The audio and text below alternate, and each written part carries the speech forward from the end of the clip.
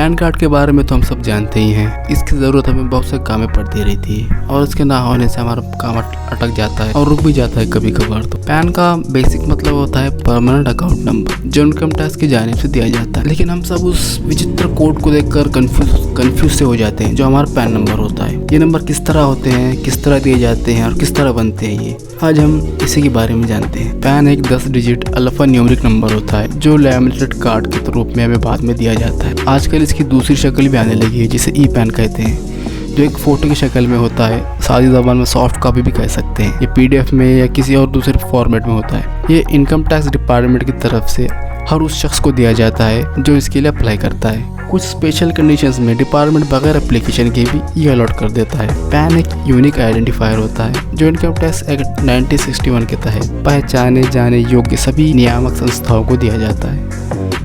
Income tax act 139A के तहत pan और इससे जुड़े सभी कार्ड इशू होते हैं जो इनकम टैक्स डिपार्टमेंट की तरफ से central board of direct taxes की देखरेख में जारी होता है और ये बतौर ID के रूप में भी बहुत ही कारगर साबित होता है।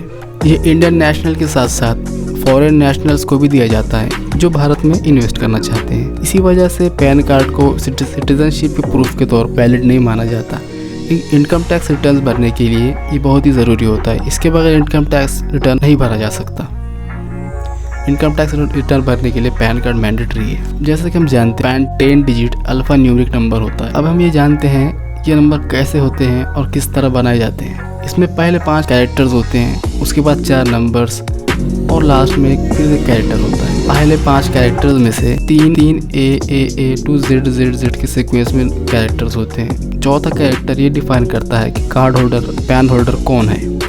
मतलब ये कि ये कार्ड किसी इंडिविजुअल के लिए है या किसी कंपनी के लिए या फर्म के लिए या गवर्नमेंट के लिए या और भी इसमें और भी लिस्ट होती है जो आप देख सकते हैं। उसी के हिसाब से चौथा कैरेक्टर आएगा जिस टाइप का आपका कार्ड है या आपका नंबर है। 5वां कैरेक्टर उस पर्सन का, उस कार्ड होल्डर का, उस पैन होल्डर का सरनेम या लास्ट नेम डिफाइन करता है। सभी फाइनेंशियल ट्रांजैक्शन को एक ख़ास और यूनिवर्सल पहचान देना और सभी ट्रांजैक्शन पर, सभी व्यवहार पर नज़र रखना और उन लोगों को जिसके पास बहुत सी दौलत है, बहुत पैसा है, जो बहुत अमीर हैं और इकोनॉमी पर गहरा असर डालते हैं, जिनका टैक्स देने या ना देने से इकोनॉमी में कुछ फ़र्क पड़ता है, इन लोगों से टैक्स वसूल करना, ये सब पैन का मुख्य उद्देश्य, मेन गोल है। इनकम टैक्स रिटर्न, अपने रिजोर्स पर टैक्स कटना या फिर इनकम टैक्स डिपार्टमेंट से कोई व्यवहार करना हो तो हमें पैन कार्ड बेइंतहा ज़रूरी हो जाता है। इसके बगैर कोई भी काम अंजाम नहीं पाता। इसके अलावा आज के दौर में नया बैंक अकाउंट खोलना हो तो हमें पैन बहुत ही ज़रूरी होता है। कुछ साल पहले बैंक अकाउंट खोलने के लिए पैन की ज़रूरत कुछ ख़ास नहीं पड़ती थी, लेकिन भी बहुत ज़रूरी हो गया। इसके साथ साथ डीमैट अकाउंट खोलना हो या नया फ़ोन कनेक्शन लेना हो या बैंक में 50,000 से ऊपर ट्रांजैक्शन करना या इमूवेबल प्रॉपर्टी सेल और परचेज या फिर फॉरेन करेंसी की लेन देन, इन सभी काम के लिए पैन मैंडेटरी होता है। जिस तरह passport, Aadhaar card, voter ID, driving licence, इन सब के लिए हम अप्लाई कर सकते हैं, इस तरह पैन के लिए भी हर कोई अप्लाई कर सकता है।